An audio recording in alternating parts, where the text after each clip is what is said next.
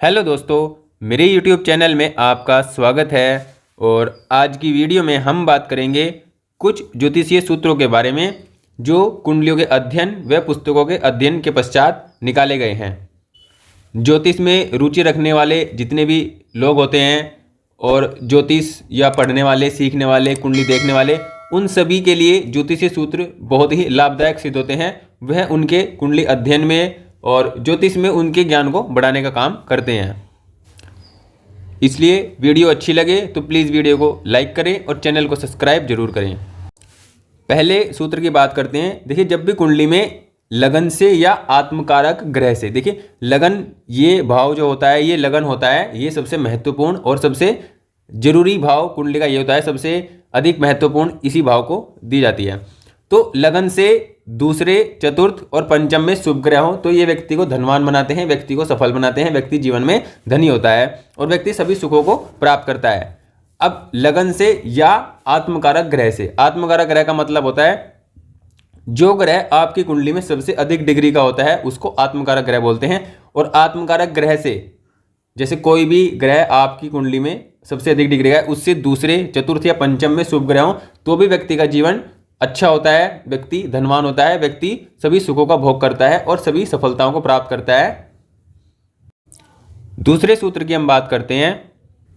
जब भी कुंडली में नवम भाव का स्वामी, ये होता है नवम भाव, भाग्य भाव का होता है, पिता का होता है, धर्म का होता है, व्यक्ति के नैतिक कर्तव्य का, ईमानदारी का, इन सभी चीज़ों का भाव होता है नवम भाव।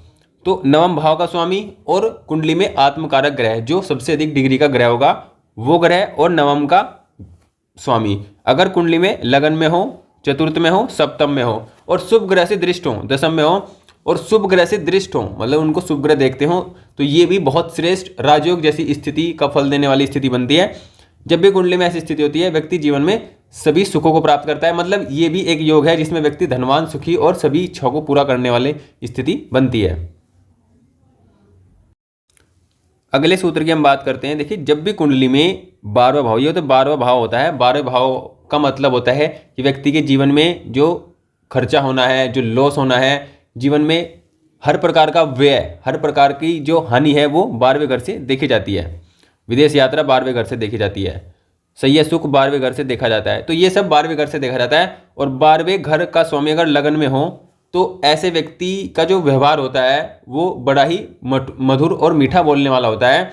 मतलब ऐसे व्यक्ति के जीवन में संघर्ष होते हैं, प्रॉब्लम होते हैं, लेकिन अपने व्यवहार और अपने मीठे मधुर स्वभाव के कारण व्यक्ति जीवन में सुखों का भोग करता है। क्योंकि 12वां जो भाव होता है ये मुक्ति का होता है, भोग का होता है। और जब अगर लगन से संबंध बनाता है तो कहीं ना कहीं व्यक्ति अपने ऊपर उन चीज़ों को, अपने आप का व्यय करता है, अपने भोग करने में, अपनी चीज़ों को, अपने आप को सुख पाने में। तो ये मतलब 12वें भाव का स्वामी अगर लगन में होता है तो ये बहुत ही मधुर स्वभाव और मीठा बोलने वाला व्यक्ति ऐसा होता है। अगले सूत्र की हम बात करते हैं। जब भी कुंडली में चतुर्थ भाव में मंगल हो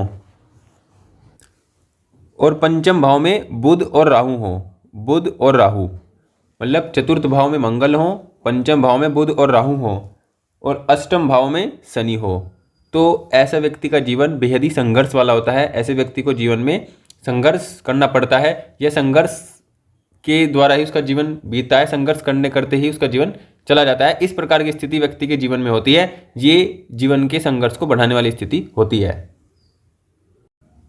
अगले सूत्र की हम बात करते हैं। देखिए, अगर मेष लगन है, धनु लगन है और वृषभ लगन है, ये लगन है और इन पर पाप ग्रह की दृष्टि हो, मतलब मेष राशि हो लगन में, धनु राशि हो, वृषभ राशि हो और इन पर पाप दृष्टि हो, पाप ग्रह की दृष्टि हो, मतलब 2 से ज़्यादा या 2 पाप ग्रह देखते हो, तो ऐसा व्यक्ति दंत रोगी होता है। उसको मुख से संबंधित समस्या, मतलब जो हमारा चेहरा होता है, चेहरे से संबंधित समस्या होती है, मुख से संबंधित समस्या उसके जीवन में होती है। विशेष रूप से ऐसा व्यक्ति दंत रोगी होता है। अगले सूत्र की हम बात करें। देखिए, कुंडली में ये केंद्र भाव होते हैं, पहला, चतुर्थ, सप्तम और दशम।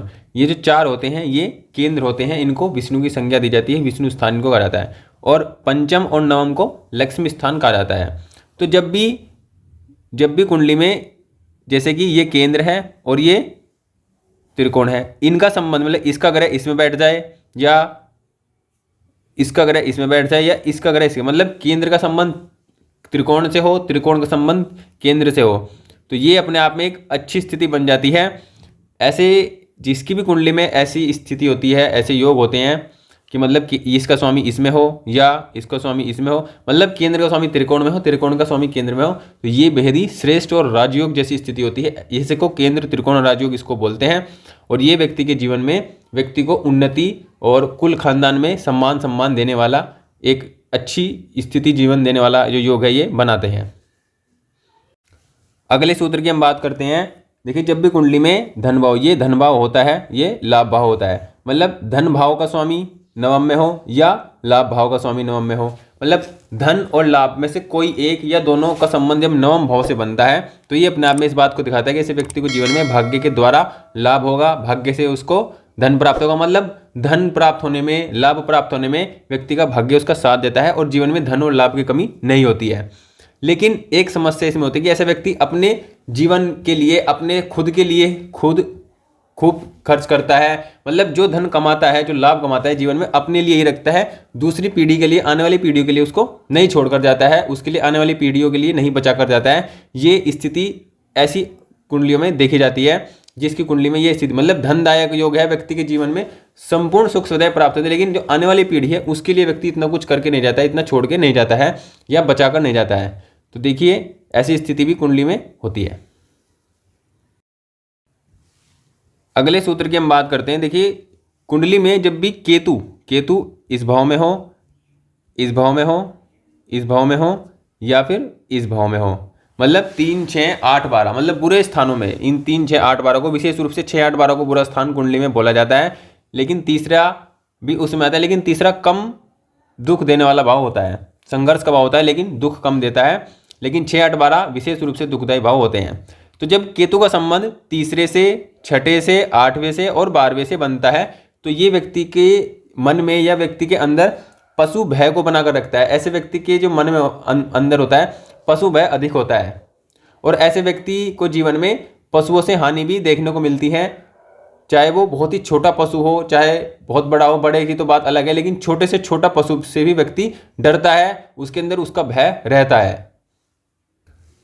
अगले सूत्र की हम बात करते हैं। जब भी कुंडली में मघा नक्षत्र में शनि होते हैं, मतलब शनि जो होते हैं, अगर वो मघा नक्षत्र में हो और उसको शुक्र देखते हो तो ये अपने आप में एक अच्छी स्थिति है। ऐसे व्यक्ति को जीवन में धन मान सम्मान की प्राप्ति, मतलब ऐसे शनि व्यक्ति को जीवन में बहुत धन देते हैं, बहुत अच्छी उसकी जीवन की स्थिति होती है। अगले सूत्र की हम बात करते हैं। जब भी कुंडली में शुक्र का संबंध अष्टम भाव से हो, मतलब शुक्र अष्टम भाव में बैठे हों या अष्टम भाव पर दृष्टि हो या चलित में अष्टम भाव का फल दे रहे हो, या फिर मतलब यही स्थिति हो, या नवमांश कुंडली में शुक्र अष्टम भाव में बैठे हो, मतलब लगन कुंडली में भी अष्टम में प्रभाव कुंडली में हो शुक्र का, और नवमांश कुंडली में भी अष्टम भाव में शुक्र का प्रभाव हो, तो ऐसे व्यक्ति ज्योतिष में विशेष रुचि रखता है। और ऐसे व्यक्ति अगर इस फील्ड से जुड़े तो एक अच्छा ज्योतिषी, अच्छा एस्ट्रोलॉजर, अच्छा ऑकल्ट साइंस में जा सकता है, मतलब इस तरफ ऐसे व्यक्ति का रुझान होता है। और ऐसे व्यक्ति इस चीज़ को बहुत जल्दी सीख लेता है और लोग को फायदा भी देता है। मतलब ये एक ज्योतिषी बनने के लिए बहुत अच्छा योग होता है जब शुक्र का संबंध अष्टम भाव से हो, ये तो लगन कुंडली से हो या नवमांश कुंडली से हो। तो इस प्रकार दोस्तों आप इन सूत्रों को देखिए और अपनी या अपने परिजनों की कुंडली पर इनको लगाकर देखिए किस प्रकार का प्रभाव व्यक्ति के जीवन में होता है या नहीं होता है। और ऐसी और वीडियो के लिए चैनल को सब्सक्राइब करें। ज्योतिष से संबंधित जानकारी के लिए चैनल को सब्सक्राइब करें, वीडियो को लाइक करें और चैनल को सब्सक्राइब कर शेयर जरूर करें। Thank you.